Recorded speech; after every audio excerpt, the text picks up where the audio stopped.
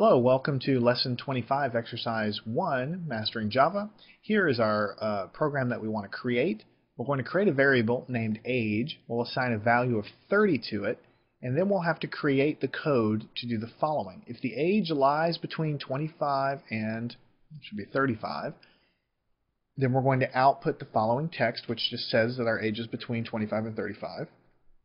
If the age lies between 45 and 55, we'll output a similar string.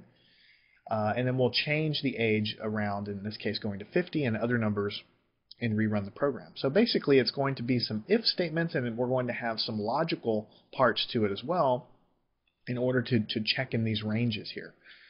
So here is our code, and so we have an age variable that we create. And then for the first part, we're trying to check to see if the age is between 25 and 35. So if you just look at this, this would test if the age is greater than 25, greater than or equal to 25. If you just look at this, this would test to see if the age is less than or equal to 35.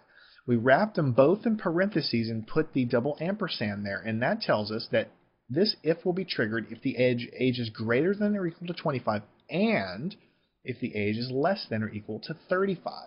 So only if both of these things are true, in other words, if it's between this range, will the if trigger, and then in this case it prints out that statement. And then the next one is exactly the same thing, except if the age is greater than or equal to 45 and the age is less than or equal to 55.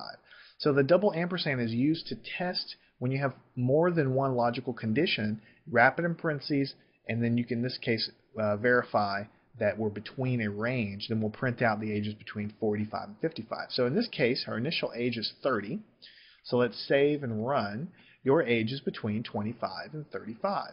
Now if we change this to, let's say, 50 to be within the second range and save and run it, your age is between 45 and 55, which means the second if is triggered.